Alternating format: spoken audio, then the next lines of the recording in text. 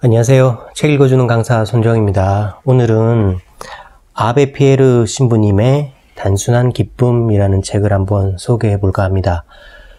읽으신 분도 많이 있을 텐데요. 이 아베 피에르 신부님이 빈민의 아버지라고 불리시잖아요. 그래서 프랑스에서 시작해서 지금은 전 세계 수백 군데의 엠마우스 운동, 그래서 엠마우스라는 단체가 전 세계에 퍼져 있죠. 그래서 집이 없는 사람들에게 집을 지어주는 그런 운동을 하고 계신 분인데, 이 단순한 기쁨이라는 책은 그분이 엠마우스 운동을 하면서 있었던 에피소드, 또는 그분이 이제 2차 대전도 겪으셨고 레지스탕스로도 활동했고, 그러면서 많은 유대인들도 숨겨주고 또 살려주고 이런 데에 도움을 많이 주셨던 분이에요.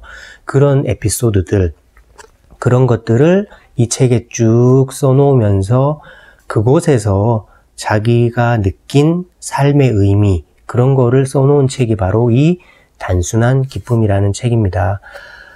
사람마다 책을 읽으면 다양한 책을 읽기도 하지만 자기만의 기본서가 한두 권씩 있기도 하잖아요.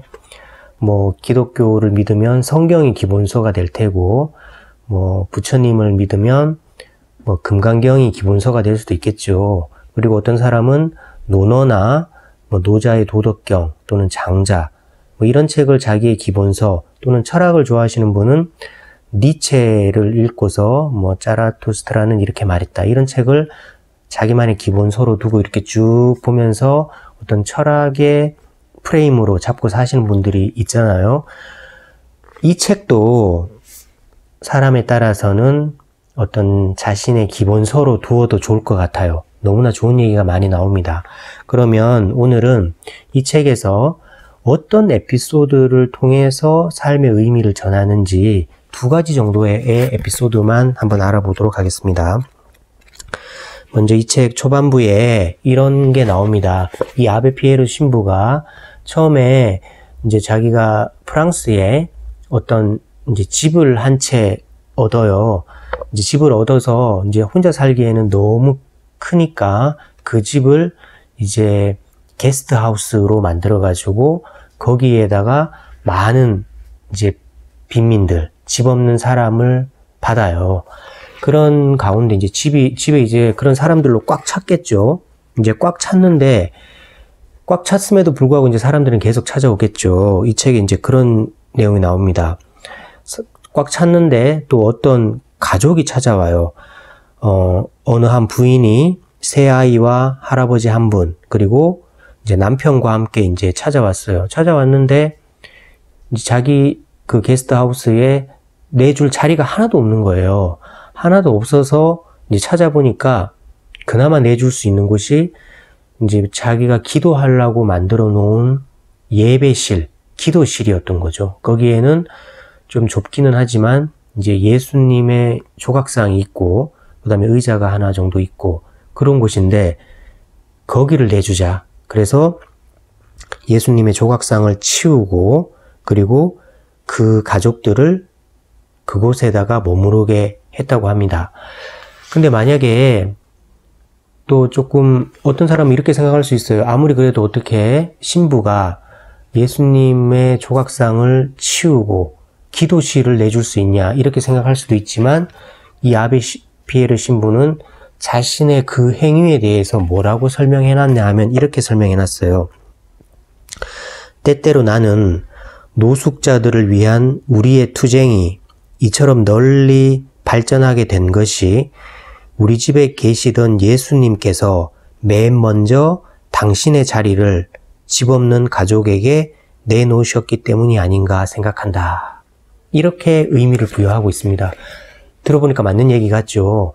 너무 고정된 개념으로 고리타분하게 기도실은 건드릴 수 없어, 신성한 곳이야, 이렇게 생각했다면 아마도 자신이 엠마우스 운동을 펼쳐가는데 다른 제약도 많았을지도 몰라요. 하지만 그 예수의 조각상을 치우면서 예수님이 가장 먼저 자신의 자리를 내주셨다, 이렇게 의미를 부여를 하니까 또 그 자리도 치울 수 있었던 게 아닌가 생각합니다.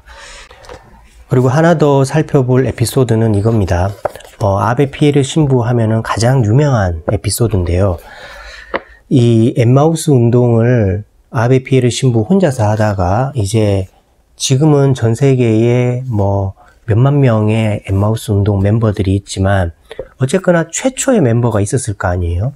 그 멤버가 이제 조르주라는 사람인데 이제 어느 날 이 아베 피에르 신부가 이제 집 짓기 운동을 시작하고 있는 상황에서 주변에 어떤 사람이 신부님 저기서 어떤 사람이 자살을 하려고 합니다. 그러니까 빨리 그 사람을 좀 막아야 될 것 같아요 해요. 그래서 달려가 보니까 조르주라는 사람이 자살을 시도하고 있어요. 그래서 아베 피에르 신부는 물어봐요. 왜 자살하려고 하느냐 이렇게 물어보니까 그 사연이 너무너무 기구한 거예요. 누가 봐도 정말 자살하고 싶을 만큼 기구한 그런 운명이에요. 이제 보니까 이래요. 이제 그 사람이 태어나기 전에 그 사람의 어머니는 가정부였는데 이제 가정부로 일하면서 모시고 있던 그 집 주인이 이제 죽으면서 재산을 상속해 줄 사람이 아무도 없으니까 이 가정부한테 재산을 상속을 해주는 거예요. 그래서 이 조르주의 어머니가 부자가 되죠. 근데 이제 돈을 보고 이제 남자들이 달려들기 시작하는 거예요. 그래서 조르주의 아버지가 돈을 노리고 이 조르주의 어머니와 결혼을 하게 돼요. 이제 결혼을 해서 뭐 폭력도 행사하고 아주 나쁜 사람이었던 거죠. 돈도 많이 탕진하고. 그래서 이제 조르주의 어머니는 많은 돈을 상속받았음에도 아주 불행한 삶을 살게 되고 결국은 둘 사이에 어쨌든 간에 이 조르주를 낳게 돼요. 근데 이제 조르주가 20살에 자기가 사랑하던 여인과 이제 결혼을 하려고 하는데 여기에 이제 조르주의 아버지의 친척들과 그 아버지가 음모를 꾸며서 이 조르주가 결혼을 못하게 해요. 어떻게 음모를 꾸몄냐 하면 이 조르주의 이제 친척, 그 아는 사람의 어떤 여자와 이 조르주를 결혼시켜서 이 어머니가 가지고 있던 나머지 돈들까지 다 이렇게 빼돌리려고, 그러니까 조르주가 이제 자기와 사랑하는 여자와 결혼하면 안 되는 거예요. 이제 음모를 꾸면서 자기들이 원하는 여자와 결혼을 해야 재산을 빼돌릴 수 있잖아요. 그래서 이제 조르주의 아버지와 그 친척이 가짜 편지를 써가지고 이 조르주의 약혼녀를 협박을 해요. 협박을 한 다음에 결혼 못하게 하는 거죠. 뭐 이런 일이 막 발생을 해요. 이제 조르주가 그래서 이제 영문도 모른 채 이제 헤어지고 나서 나중에 이 영문을 알게 되는 거예요. 알게 돼서 이 조르주가 이제 총을 들고 그 사람들을 죽이러 갔어요. 죽이러 가서 근데 이제 이 총을 잘못 쏴가지고 그 가짜 편지를 썼던 사람은 빗 맞아서 부상을 당하고 조르주의 아버지가 이 총을 맞아서 죽게 돼요. 그러니까 조르주는 자기 아버지를 죽인 사람이 돼버리는 거죠. 그래서 이제 존속 살해, 이래서 이제 무기징역을 받고 감옥을 가요. 이제 감옥을 가는데 여기서 이제 또 반전이 일어나는데 감옥에 있다가 뭐 감옥에서 불이 났는지 어디에서 불이 났는지 모르겠는데 이제 조르주가 그 불길에 뛰어들어서 많은 사람을 좀 이렇게 구하게 되나 봐요. 그래서 그 공을 인정받아서 사면이 되어서 풀려나요. 이제 풀려나서 이제 집에 가보니까 그때 이제 조르주는 이제 결혼을 한 상태에서 이제 감옥을 갔었나 봐요. 근데 감옥을 나와보니까 조르주의 아내는 이미 다른 남자와 살고 있고, 근데 그 다른 남자가 또 누구냐? 조르주가 감옥에 있었던 감옥 동료하고 또 같이 살고 있고, 뭐 이런 일이 또 일어나요. 그래서 이제 조르주가 이제 감옥 가기 전에 이제 그 여자는 임신을 해서 딸을 낳아요. 근데 이제 조르주가 감옥에 있을 때는 그 딸이 막 편지도 보내고 막 이러더니 감옥에서 나오니까 딸도 이제 아버지의 초라한 모습을 보고 또 이렇게 등을 돌려요.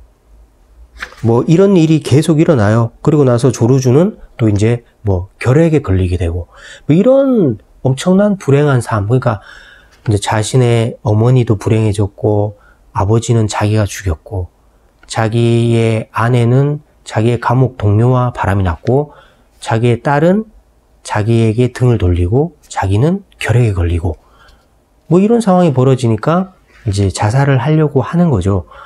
그래서 이제 이 신부님이 우리 같으면 이 조르주에게 뭐라고 설득을 하면서 자살을 막을 수 있었을까요? 이때 아베 피에르 신부는 이렇게 말해요. 뭐 살아라, 살아야 할 이유 이렇게 말하지 않고 좋아 그러면 뭐 나 같아도 죽을 만 하겠습니다. 그런데 죽기 전에 나를 조금만 이렇게 도와주세요. 내가 지금 저기 엠마우스 운동이라고 집 짓기 운동을 하는데 거기에 사람의 손이 좀 필요합니다. 그러니까 죽기 전에 조금 집 짓는 일을 좀 도와주세요. 이렇게 말해요. 그러니까 이제 조르주는 거기에서 예 그러면 조금 도와줄게요 이러고 와서 이제 그 집 짓기를 도와주고 엠마우스 운동의 첫 번째 멤버가 되는 거죠. 그리고 15년을 더 살고 이 엠마우스 운동을 열정적으로 참여한 다음에 결국은 그 결핵으로 15년 뒤에 죽게 되는데 죽기 전에 회고를 할 때 그때 그 아베 피에로 신부가 나에게 뭐 돈을 주거나 아니면 다른 좋은 말로 그냥 살아야 할 이유에 대해서 이야기하면서 설득을 했다면 나는 아마 자살을 했을지 모른다. 그런데 나에게 일손을 요구했다. 그러니까 나도 쓸모 있는 사람이라고 나를 느끼게 해줬기 때문에 내가 살았다. 이런 얘기를 회고를 합니다. 그래서 이 책 전반에 이런 얘기들이 나와요. 자기가 이제 뭐 유대인을 뭐 이렇게 살려서 피난시켜줬던 얘기, 숨겨줬던 얘기, 그런 에피소드들이 나오고 거기에 어떤 의미가 부여되고 그래서 이 책은 전반에 걸쳐서 아베 피에로 신부의 그런 파란만장했던 삶 그리고 빈민과 함께 했던 일들 그런 것들을 소개하면서 우리가 살아야 될 이유 그 속에서 찾은 단순한 기쁨들 그 기쁨이 결국은 삶의 의미가 아닌가라는 걸 전하는 책입니다. 그래서 아베 피에로 신부의 단순한 기쁨 읽어보시면 좋을 것 같습니다. 오늘 책 읽어주는 강사는 여기서 마치고요. 다음에도 또 좋은 책으로 찾아오겠습니다. 고맙습니다.